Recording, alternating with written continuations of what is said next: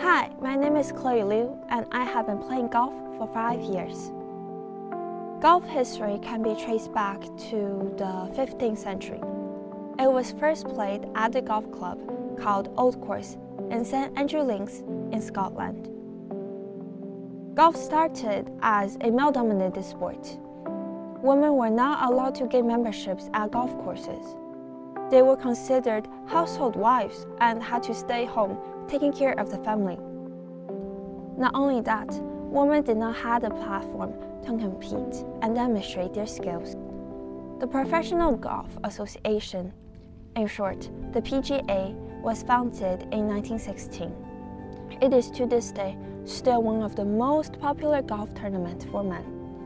However, it wasn't until 34 years later, in 1950, that the LPGA, Ladies Golf Association, was formed. The history of women in golf laid a foundation to how women are represented and treated in the current society. So I'm Tiff Joe. I'm the associate head coach at USC Women's Golf. I got into golf when I was around 12 years old, and then I started playing pretty competitively. I ended up playing for 4 years at UCLA. And after I graduated, I played on the LPGA Tour for 11 years. And then 2 years ago in July, I officially retired from professional golf.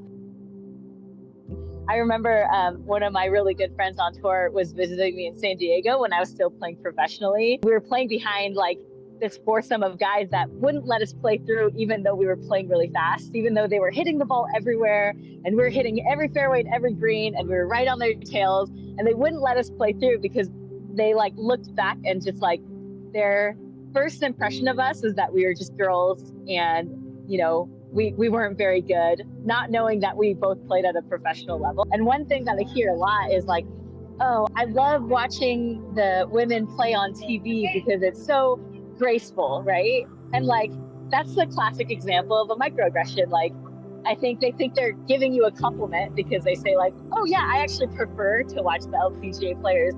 But what they're really saying is like, you guys aren't as athletic, right? We have a couple girls on the USC women's golf team that hit it like just as far as the guys. And it's not just graceful and pretty to watch, like it's actually very powerful and very athletic. So I am Laura Dia. I'm the Senior Director for Community and Inclusion at the LPGA Tour, so the Ladies Professional Golf Association. You know, when you look at the data and the statistics, the women on the LPGA Tour are 73.8% accurate compared to 59% on the tour side.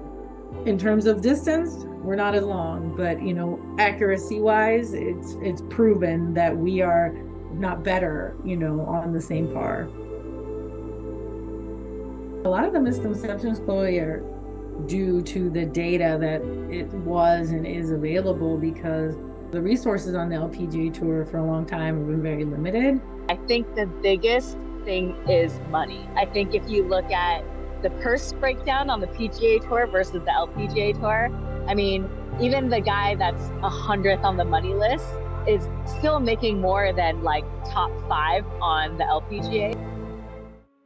We see purses continue to increase, like KPMG Women's PGA.